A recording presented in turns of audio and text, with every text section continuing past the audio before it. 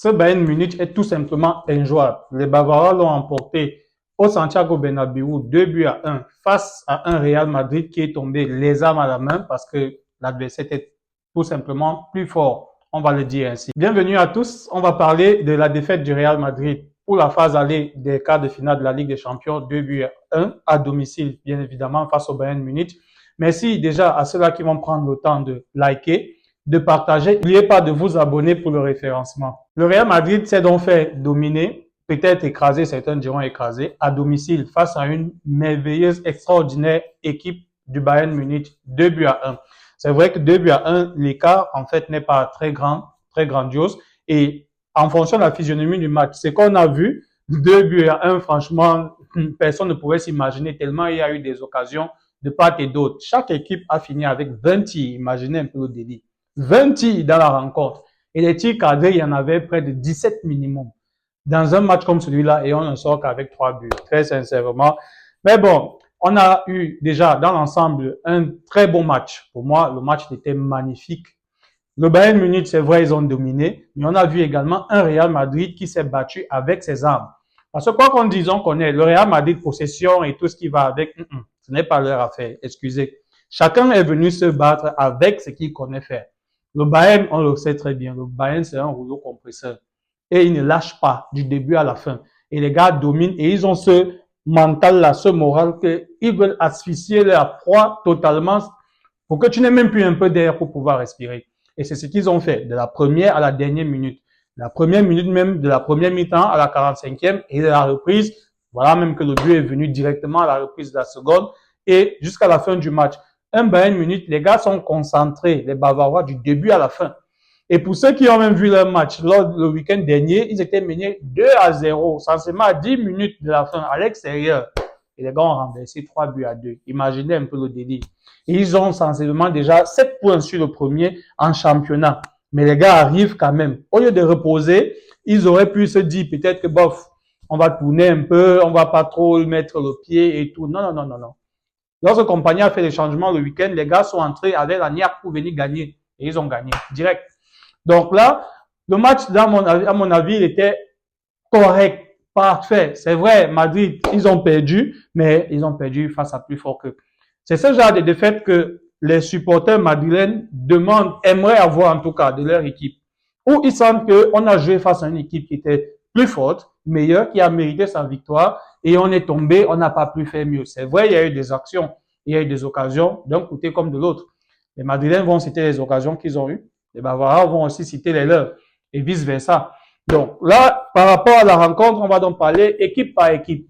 Déjà, les Bavarois, on ne savait pas si Harry Kane devait être titulaire. On nous a dit qu'il était blessé avec l'Angleterre, machin, ici et là. Le gars était titulaire, il a joué son match et en plus, il a claqué son but. Imaginez en fait le ouf. Il était perdu lors de la première mi-temps, mais Harry Kane n'a pas besoin de grand chose. Si vous voyez même ses buts en Bundesliga, petite ouverture cadrée, direct, sanction, une fois. Ça ne souffre de rien. Harry Kane, c'est comme ça. On ne laisse pas l'ouverture à ce genre de joueurs. Et en plus de cela, imaginez le délit pour comprendre un tout petit peu la mentalité du Bayern Munich où il y a des commandants, des lieutenants qui sont sur le terrain pour transmettre ce fight spirit, on va dire ainsi, en fait, cette motivation, cette détermination à ne rien lâcher, à ne pas avoir un moment de déconcentration dans les phases de jeu. Harry Kane perd le ballon hier, Kimmich commence à grandir sur Harry Kane. Imaginez un peu le truc. Et Harry Kane, c'est Kimmich qui gronde, ça coûte taille, gronde Harry Kane. Ça vous montre un tout petit peu la mentalité des gars. Il ne doit même pas avoir un tout petit peu, un petit moment de déconcentration dans le jeu. Donc, côté bavarois, à mon avis, Michael Olise, tout le monde sait. Olise, il a fait ça dur à Carreras. Il a tenu quand même tout le match et on est sorti qu'avec 2-1, on va le dire ainsi. C'est pas mal. Le match retour, on peut faire mieux, à mon avis, s'il y a des occasions, s'il y a beaucoup plus de réussite. Mais toujours est-il que le match en question, il était difficile et l'homme du match, comme tout le monde l'a vu, et c'est même celui-là qui a mis en péril le Real Madrid en général. Eh ben oui, à 40 piges, Manuel Neuer est encore égal à lui-même. Le gars nous a fait des Thibaut Courtois durant toute la période. Manuel Neuer et les gars, j'ai l'impression que ils ont préparé la rencontre en sachant peut-être que les points faibles, entre guillemets, parce que Neuer n'a pas tellement de points faibles, À part les errances qu'il a souvent, le jeu qu'il vient de dribbler, il fait des bouts d'un genre, oui. Mais à part ça, Neuer est censé un peu complet dans l'ensemble. Mais j'ai l'impression que Arbeloa et ses gars ont ciblé en fait des frappes à ras de sol. La plupart des frappes, Vinicius, Mbappé, c'était à ras de sol, croisé et tout placé. Neuer est parti chercher toutes les frappes. Je ne compte pas combien d'arrêts il a eu à faire lorsque les frappes étaient en l'air et il est allé les chercher. La plupart, c'était à ras. J'ai l'impression que les gars ont préparé ça, mais le gars était prêt. Il était totalement prêt. Le gars nous a fait des Thibaut Courtois. Ce que Courtois fait aux autres équipes, lorsqu'elle joue contre le Real, c'est Neuer qui a fait ça au Real hier. Que dire de ce match? Et je le disais d'un côté Real, le Real s'est battu avec ses armes. Et on a vu en fait un Arbeloa qui a un tout petit peu compris et il est revenu avec un classement un tout petit peu qu'on attend, avec des joueurs qu'on attend à les postes qu'il faut, avec l'animation qu'il fallait. C'est-à-dire quoi? Un milieu de terrain où il va mettre Tchouaméni, il va mettre Arda Güler, il va mettre Valverde et il va mettre Pitache. Pitache qui est désormais important dans le milieu de terrain du Real Madrid parce que il permet à certains joueurs d'être libres, de se concentrer défensivement, à savoir par exemple Tchouaméni et Valverde de pouvoir un tout petit peu prendre, avoir des percées sur son côté comme il a l'habitude de faire ces dernières semaines. C'est ce qu'on attendait et c'est ce qu'il a fait, mine de rien, et ça a fonctionné par moments. On sait que le week-end dernier, lorsque le Real a perdu face à Mallorca, il est parti avec quelque chose de totalement différent. Je ne sais même pas ce qui a répliqué, mais voilà. Ce qui est stupéfait avec cette équipe de Madrid, c'est que le visage que les gars ont montré hier, on a vu un Mbappé qui a pressé donc, il a pressé, il a poussé mine de rien, et on a vu aussi un Vinicius, c'était un bloc équipe du Real Madrid hier. Ils ont défendu, ils ont souffert tous ensemble. Et les gars ont attaqué, comme je le disais, ils sont battus avec leurs armes, avec ce qu'ils savent faire.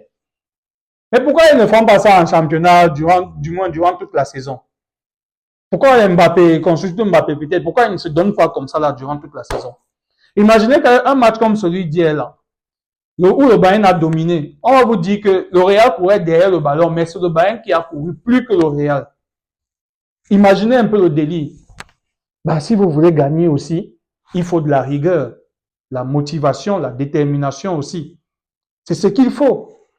Ce n'est pas que tu vas venir faire un match comme ça une fois, peut-être chaque 2-3 mois ou bien lorsque, non. Si les gars se mettent à fond et jouent ainsi, que ça devient le style de jeu, de cette façon-là, l'organisme aussi, les gens vont s'habituer. Est-ce que le match d'hier, il était mauvais en termes de, si on parle peut-être de Mbappé? Parce que dans l'ensemble, c'est lui précisément qui ne fait pas souvent trop de pressing et ça crée un déséquilibre également en ce qui s'agit des déplacements dans le dos des autres et autres. Lorsqu'il a fait le travail qu'il a fait hier, est-ce que c'était mauvais? Est-ce qu'il n'a pas été efficace offensivement, hormis le but qui manquait? C'est vrai, il a marqué, mais tout ce qu'il a raté. Hier, Neuer était, par exemple, dans un grand jour. Mais si c'est un jour où lui, il a en réussite, qu'est-ce qu'on va dire? Pourquoi les gars ne se donnent pas de cette façon tous les autres matchs de la saison? Il faut qu'on soit au pied du mur, il faut qu'on les insulte, il faut qu'on les cive, il faut que ci, il faut que ça, pour que les gars se mettent à jour. C'est ça le délire avec cette équipe. C'est ça le gros délire. Et là, vous jouez face à une équipe qui, elle a cette rigueur. Il y a cette rigueur-là que on met cette façon de jouer et on ne permet à personne de se déconcentrer.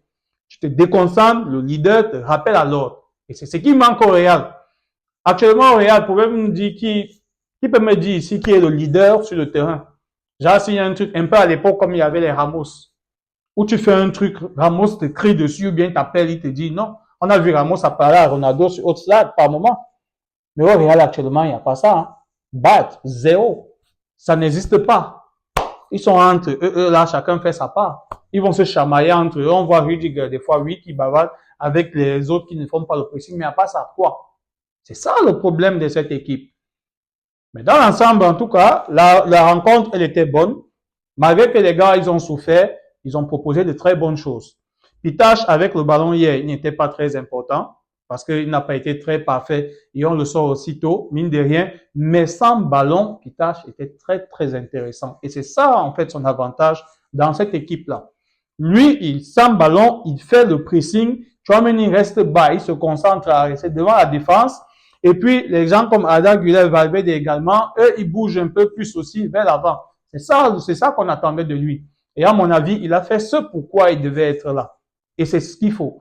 C'est un peu dommage parce que ce que Pitache fait là, c'est Kamavinga qui devait faire ça au Real Madrid. C'est Kamavinga qui devait jouer ce rôle-là. Jouer ce ballon que Pitache fait, c'est Kamavinga. Mais on voit tout ce qu'il est. Le match retour, vu que Tchouaméni est suspendu, forcément Kamavinga sera titulaire. Et là, on l'attend au tournant. S'il ne fait pas quelque chose, c'est son bon de sortie du Real direct. Ça ne souffre de rien. C'était juste une parenthèse de Kamavinga. Donc, passé Pitache, le mieux était un Real Madrid. Comme je le disais, s'est battu avec ce qu'il pouvait faire. Et on a vu des bonnes sorties de balles. Principalement Arda Güler qui a fait un très bon match à mon avis. Valverde aussi. Arda Güler, Valverde, les sorties de balles des deux, c'était exceptionnel. Très, très exceptionnel. Maintenant, ceux de devant, ils ont aussi fait le taf comme ils pouvaient faire. Maintenant, c'est dommage parce que Vinicius, Upamecano a couru un peu dans son cerveau. Quand il a essayé au début du match d'accélérer, Upamecano a rattrapé Horace. Il a tourné un peu le cerveau de Vinicius. Vinicius hésitait maintenant d'aller. C'est vers la fin de la rencontre qu'on a vu un Vinicius qui recommençait à essayer de provoquer. Lorsque un dribble passe, il voit qu'il reprend confiance et c'est comme ça qu'il recommence aussi à tester par après. Mais mine de rien, à part le but qui part rater face à Neuer, Vinicius, très sincèrement, ce genre de rencontre, tu ne rates pas ça, mon frère. Tu ne rates pas. Ce but aurait été important. Tu ne rates pas. Mais malgré ça, mine de rien, il a fait un bon match, à mon avis. Mbappé aussi, match exceptionnel, comme on disait tantôt. Mbappé, on ne sait pas ce qu'il veut. Tantôt, il nous fait des prestations, genre, tantôt, il fait des prestations exceptionnelles, comme ce qu'il a fait hier, sauf les buts qui ont manqué, parce que, voilà, elle a été totalement abusée ou désabusée par Manuel Neuer. À vous de voir le mot exact. Mais hormis cela, on va dire derrière au Real Madrid, la défense, elle a souffert. Elle a souffert parce que le Bayern Munich t'asphyxie, ne te laisse pas une opportunité. Pas du tout. Le bloc équipe a beaucoup aidé, mais il y avait des failles. Et je le disais déjà lors de ma vidéo de la défaite face à Mallorca le week-end dernier. Sur le but, par exemple, de Kamavinga, le premier but face à Mallorca, où Kamavinga ne fait pas le retour nécessaire. Face au Bayern Munich, ces erreurs se pêchent cash. Se payent cash, ce genre d'erreurs. Cash. Le Bayern a eu plusieurs occasions dans la rencontre, c'est vrai, où il fallait marquer et eux-mêmes ils ont fait n'importe quoi, c'est vrai. Mais les deux buts qu'ils ont eus, c'était sur des erreurs individuelles. Un relâchement, Vinicius, une passe, anyway, comme ça, tranquille. Il ne bouge même pas pour essayer de rattraper son erreur, non. On a vu Valverde faire une telle erreur également face à Riken et il s'est rattrapé rapidement à l'entrée de la surface. Mais Vinicius était loin. Il est resté là, anyway, à no gate, tranquille. Carreras, au retour de la deuxième mi-temps, lui également, il fait pareil. Pensant qu'on va relancer le match à la seconde mi-temps tranquillement, on va un peu souffler. Les Bavarois, c'est pas ça. Te mettre la pression, il veut te tuer une fois. Direct. Et voilà le genre de but qu'on a encaissé dans une rencontre où eux n'étaient pas en réussite et il a fallu des erreurs individuelles pour qu'ils viennent claquer des buts ainsi. Et voilà, c'est la sanction directe. À part ça, donc derrière, on a vu un bon Rudiger, Hussein, bon, ça allait, mais après, ça a commencé à être, on l'a remplacé. Militao va revenir en force. Et je pense peut-être que, à mon avis, la charnière au match retour doit être Rudiger, Militao. Un point, un trait. Bon, Alexandre Arnold, à part la passe en question qu'il a faite sur Vinicius, que Vinicius a raté, il a fait mine de rien une bonne rencontre. Il a également souffert, mine de rien, mais il a été beaucoup aidé par Valverde pour pouvoir prendre Luis Diaz.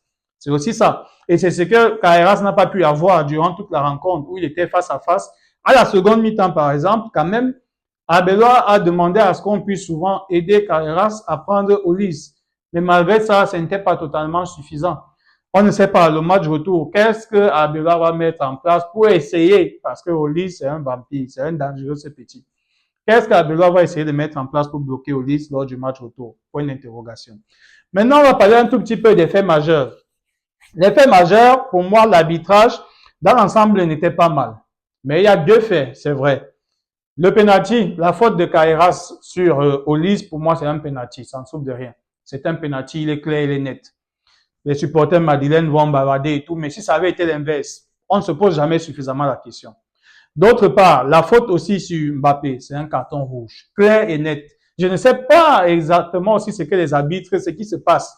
Je ne plaide pas, je ne dis pas que tel ou tel n'a pas été. Non. Dans l'ensemble, les deux, ici il devait avoir penalty, ici il devait avoir carton rouge. Mais bon, on va dire quoi, c'est 1-1, je ne sais pas. Mais c'est un peu bizarre parce que dans la toile, vu que le Bayern a gagné, et que le Bayern aussi, d'une certaine façon, ils ont archi dominé le Real, les gens voient à plus de 80% peut-être que le Bayern va se qualifier face au Real. Donc, ils ne parlent pas trop du penalty qu'on n'a pas sifflé et tout et tout. Mais si c'était que le Real avait gagné et qu'on ne sifflait pas ce penalty-là, ils allaient ressortir que le Real est favorisé, le Real est favorisé. Mais bon, c'était qu'une petite parenthèse, mais du moins pour moi, il y avait penalty pour le Bayern et il y avait un carton rouge sur Kylian Mbappé également. L'arbitre n'a pas sifflé. De toutes les façons, on va voir le match retour. C'est vrai que le Bayern à l'Alliance Arena, c'est autre chose. Très sincèrement, il faut s'attendre à la marée rouge. Le stade est totalement rouge. Mais ce Real Madrid peut renverser les montagnes. Ça, c'est clair. On le sait tous. Ça dépendra donc. La fureur et la magie de Bernabéu a failli prendre hier. Et moi, je dirais même qu'elle a pris. Ça a totalement pris. Sauf que Neuer en face, il a éteint ça. C'est ça, en fait. Parce qu'il y a un moment là que dès que le but est venu, la pression là a commencé sur le Bayern direct.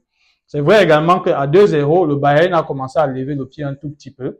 Et on a des remplaçants côté Real Madrid aussi qui a apporté un 109. Brahim Diaz et surtout Bellingham au milieu de terrain, c'était impeccable. Avec ses percées qu'il avait offensivement, il portait la balle et puis il distribuait, c'était impeccable côté Bellingham. Le match retour, je ne sais pas quelle animation offensive Belois va mettre avec ces gars-là, mais il y aura beaucoup de casse-tête en tout cas. Mais hormis cela, dites-moi ce que vous avez pensé de la rencontre, les gars, en commentaire, vos tops et vos flops. Est-ce que vous pensez que le match retour sera décisif? Est-ce que le Real peut le faire? Est-ce que le Bayern va totalement écraser le match retour? Dites-moi ce que vous pensez de la rencontre en question en commentaire, comme d'habitude. Je me ferai un plaisir d'échanger avec vous. En attendant, restez connectés et bien de choses à vous.